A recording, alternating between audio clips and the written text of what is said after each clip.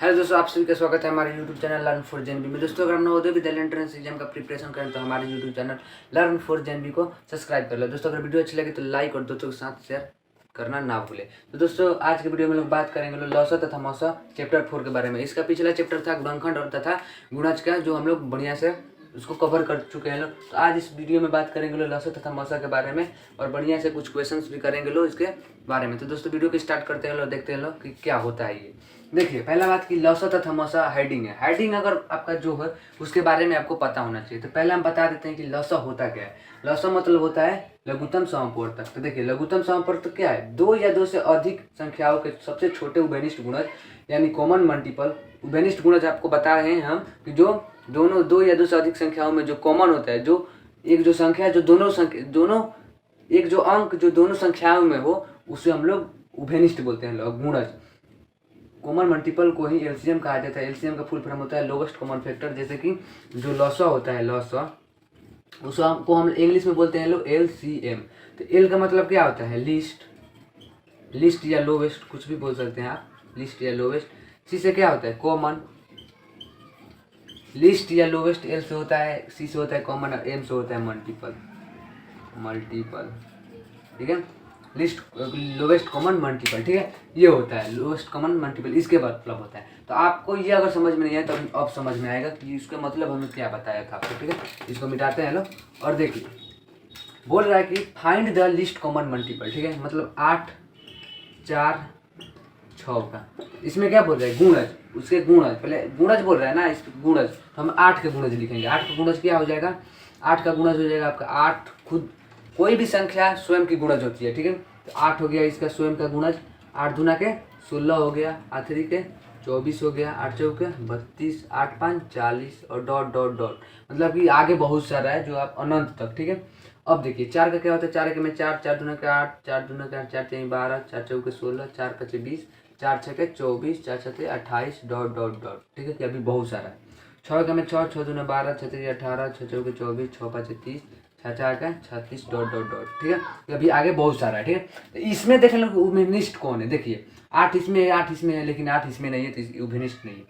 16 इसमें है, 16 इसमें है लेकिन 16 6 में नहीं है, तो उभयनिष्ठ नहीं है। 24 देखिए, 24 इसमें है, 24 इसमें है, 24 इसमें है, तो ये हमारा उभयनिष्ठ एलसीएम होगा। अब देखिए, आप बोलिए, आपके मन में ये सवाल होगा कि देखिए जो 16 है ये दोनों में है, 16 जो है दोनों में है, 24 से छोटा भी है, तो आप इसको क्यों नहीं एलसीएम बोल रहे हैं? 24 को क्यों बोल रहे हैं? देखिए, पहला बात कि 16 दो गो में है, तीनों में नहीं है। 16 दो ही गो में है, 3 गो में नहीं है, इसीलिए हमारा 16 मल्टीपल नहीं होगा। और सबसे छोटा जो होगा, सबसे छोटा जो एलसीएम, सबसे छोटा जो गुणज होगा वो होगा 24। सबसे छोटा गुणज क्या होगा? सबसे छोटा गुणज होगा 24, इसीलिए हमारा एलसीएम क्या होगा? 8 4 6 में हमारा एलसीएम होगा 24। इसमें क्या बोल रहा है कि सबसे छोटे उभयनिष्ठ गुणज, जिसमें उभयनिष्ठ ये सभी तो गुणज हो गए, गुणज। अब बोल रहा है कि उभयनिष्ठ, तो उभयनिष्ठ ये हो गया। और सबसे छोटा मान लेते हैं कि यहाँ 48 है, मान लेते हैं सपोज डेट कि इसमें 48 है, इसमें भी 48 और इसमें भी 48 है, माने तीनों का पारा में 48 है और तीनों में ये कॉमन हो गया, तीनों में कॉमन हो गया। तो क्या 24 ही एलसीएम होगा या 48 एलसीएम होगा? हमारा सही आंसर होगा 24। क्योंकि 48 इसलिए नहीं होगा क्योंकि बोल रहे हैं सबसे छोटे, मतलब कि उभयनिष्ठ, सबसे छोटे उभयनिष्ठ। तो उभयनिष्ठ मतलब कॉमन तो दोनों है, लेकिन सबसे छोटा क्या है? सबसे छोटा 24 है, तो हमारा सही आंसर क्या होगा? 24। यहाँ तक तो आपको एकदम क्लियर है कि ऐसे एलसीएम होता है। एलसीएम क्या होता है? गुणजों जो उभयनिष्ठ होते हैं, सबसे छोटा उभयनिष्ठ गुणज को ही हम लोग एलसीएम बोलते हैं लोग।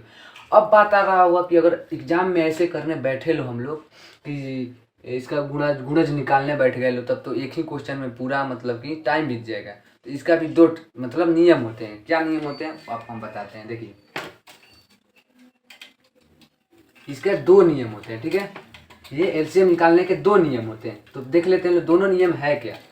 पहला नियम है, देखिए पहला नियम है भाग विधि। ठीक है, भाग विधि यानी डिवीजन मेथड। दूसरा का नियम है गुणनखंड विधि यानी फैक्टराइजेशन मेथड। मतलब देखिए, पहले का हम लोग देख लेंगे।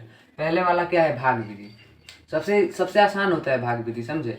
सबसे आसान भाग विधि होता है। और ये जो होता है थोड़ा हार्ड होता है, मतलब हार्ड उतना नहीं होता है, मतलब थोड़ा बहुत मैंने मिला जुला के हो जाता है उतना, मतलब कि थोड़ा ज़्यादा जगह में ये होता है, टाइम भी ज़्यादा ये लेता है। भाग विधि है, इसको हम लोग क्या बोलते हैं? डिवीजन मेथड, ठीक है। डिवीजन मेथड द्वारा आप 28, 26 और 25 का निकालिए।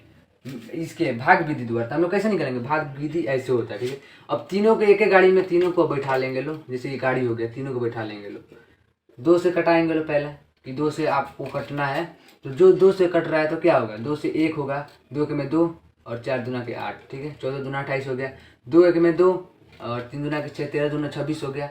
25 नहीं कटेगा 2 से, तो 25 के 25 वैसे उतार देंगे लो। अब देखिए ये काची से कटेगा, अब ये 7 से कटेगा, 7 एक में 7, 7 दूना के 14, 13 कुछ से नहीं कटेगा, 13 उतर गया, 25 उतर गया, ठीक है। अब देखिए यहाँ हो गया 2, 2 से 2 कट गया, यहाँ हो गया 13 और 25, ठीक है। 13 से 13 ले जाएंगे लो, 13 से 13 जाएगा, 13 से 13 एक बार में चला जाएगा, फिर 25 बच गया। 25 को कैसे ले जाएंगे लो, 5 से, 1 हो गया, 1 हो गया, और 5 से 5 25, ठीक है। उसके बाद क्या चीज़ से ले जाएंगे लो, 5 से 1 1 1, ठीक है, 1 1 1 हो जाए। मतलब कहने क्या है, ये हो गया हमारा 2 × 7 × 7 × 2 × 13 × 5 × 5, ये क्या हो गया, हमारा एलसीएम हो गया। अगर हम इसको गुणा कर देते हैं लोग, सबको आपस में गुणा कर देंगे लोग, तो हमारा जो एलसीएम हो गया ना वही होगा, ठीक है। इसका सभी का गुणज होगा, ये गुणनफल, सभी का गुणनफल जो होगा, ये सभी का गुणनफल होगा, गुणनफल जो होगा वो होगा हमारा एलसीएम निकल जाएगा, ठीक है। तो हमारा आंसर क्या है, ये वाला है, ठीक है, ये वाला हमारा आंसर है। इसका गुणनफल करेंगे लोग तो हमारा निकल जाएगा, ठीक है। देखिए अब देख लेते हैं लोग कि गुणनखंड विधि कैसे होता है। अरे आंसर मिटा दिए। देखिए आंसर क्या था हमारा, आंसर दिख तो नहीं रहा है, लेकिन शायद हमारे अंदाज से ये 13 हो गया और 5 और यहाँ पे भी 5 होगा, 13 5 5 होगा, ठीक है। 2 × 7 2 × 7 × 2 × 13 × 5, ये हमारा शायद आंसर होगा। अच्छा कर लेते हैं, देखिए यहाँ हो जाएगा आपका 2, 7 दूना 14, 13 और 25, यहाँ हो जाएगा 1 13 25, यहाँ हो जाएगा आपका 1 1 5 1, हाँ यही हमारा सही आंसर होगा, ये हमारा सही आंसर होगा। तो सही आंसर को हम यहाँ लिख लेते हैं 2 × 7 × 2 × 13 × 5। अब देख लेते हैं लोग दोस्तों कि हम गुणनखंड विधि इसी क्वेश्चन को गुणनखंड विधि द्वारा ले जाते हैं लोग तो कितना आता है, इसी क्वेश्चन को अगर गुणनखंड विधि द्वारा बनाते हैं लोग तो कितना आता है।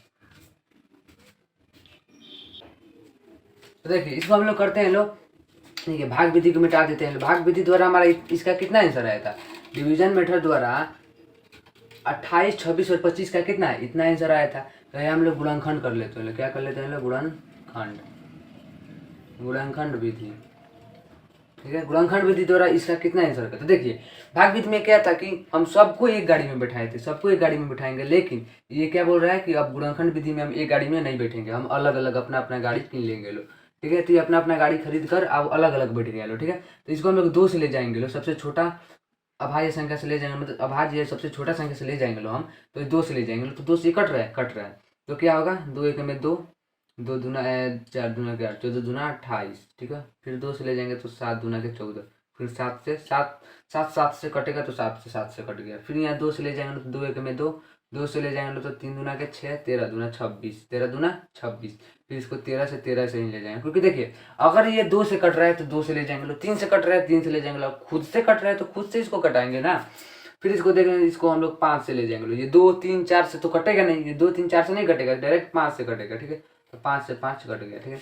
अगर हम इसका लिखेंगे लो कि 28 का यह लिखेंगे लो तो 2 × 2 × 7 ऐसे करेंगे लो तो ये 28 हो जाएगा। 7 दूना के 14, 14 दूना के 28 हो जाएगा। 26 को हम लोग कैसे लिख सकते हैं लोग, 2 × 13 लिख सकते हैं लोग, 13 दूना के 26। ये 25 को हम लोग कैसे लिख सकते हैं लोग, अभाज्य गुणनखंड के रूप में 5 × 5 लिख सकते हैं लोग इसको। अब देखेंगे लोग इसमें कॉमन कौन है, तो देखिए ये जो दोनों में कॉमन है, ये क्या है, ये 2 में कॉमन है, ओहो लग गया गठवा, ये दोनों में कॉमन है, ठीक है। अब देख लेंगे तो इसका आंसर क्या है। देखिए जो 2 में कॉमन होता है ना उसको एक बार लिखेंगे, या ये तीनों में कॉमन है, ये तीनों में अगर तीनों में कॉमन हो जाता है तो इसको एक बार लिखते लो, दोनों में कॉमन है तो एक बार लिखेंगे लो, और जो अकेला है जो सिंगल है उसको ऐसे उतार देंगे। देखिए इसका एलसीएम क्या होगा, हमारा एलसीएम क्या होगा, ये 2 बार में, ये दोनों कॉमन है तो इसको एक बार में लिखेंगे लो 2, ठीक है। 2 को 2 अगर कॉमन हो जाता है तो उसको एक बार लिखा जाता है, ठीक है। ये है 2, ये अकेला 2, इसमें कोई मैच नहीं कर रहे थे, पूरा है देखो 2 को, ये 7 है तो इसको 7 को 7 उतार दीजिए लो। ये 13 है तो 13 को 13 उतार दीजिए लो। और 5 5 नहीं किसी से मिल रहा है तो 5 को 5 और 5 से 5 उतार दीजिए लो। ये हमारा ऐसा आंसर आ रहा है, या हमारा ऐसा आंसर आ रहा था, इसमें एक और 5 छूट गया। ठीक है, क्या ऐसा हमको आंसर आ रहा है? देखिए 2, इसमें कितना 2 है? 2 को 2 है, 2 को 2 है, इसमें कितना 2 है? इसमें भी 2 को 2 है। एक को 7 है, एक को 7 है, इसमें भी एक 7 है, एक 13 है, 2 को 5 है, 2 को 5 है, 2 को और एक क्या है 13 है। मतलब हमारा आंसर मैच कर रहा है। ठीक है, अगर इसको इंटू करेंगे लो ना, इसको इंटू करेंगे लो, तो जितना भी आ गया, मान लेते हैं XYZ कुछ भी आ गया, तो जो भी आ गया मान लेते हैं कि इसका अगर 509 आ गया, कितना भी, अगर हम गुणा भी नहीं किए हैं, अभी गुणा नहीं किए हैं, मतलब एगो लेट सपोज कि मान लेते हैं लोग कि 509 आ गया, तो जो 509 होगा ना, जो 509 होगा ये गुणज है। क्या बोल रहा है कि गुणज है, उभयनिष्ठ गुणज, यानी कि जो 28 के पहाड़ा पढ़िएगा ना तो 509 आ जाएगा, 26 का पहाड़ा पढ़िएगा ना तो 509 आ जाएगा, 25 का पहाड़ा पढ़िएगा तो 509 आ गया। अब बोलिएगा कि 25 के पहाड़ा में 509 कैसे आएगा, लास्ट में 5 है ही नहीं।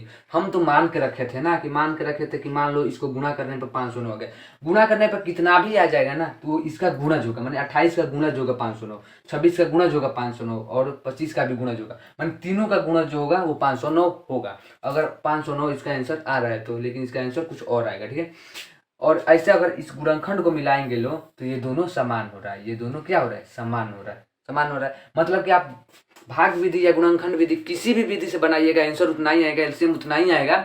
लेकिन क्या होता है कि आपको दोनों विधि को पता होना चाहिए कि दोनों विधि कैसे निकाला जाता है। हम सबसे आसान क्या होता है, सबसे आसान होता है भाग विधि। आसान मतलब आसान भी होता है और कम समय लगता है इसको करने में, लेकिन इसको करने में क्या, अब क्या होता है कि मतलब भाग विधि को अगर कहीं आपको जाना है, 3 आदमी को जाना है, तो तीनों आदमी अगर एक गाड़ी में बैठ के जाएंगे तो जल्दी वहां पहुंच जाएंगे। अगर मान लेते हैं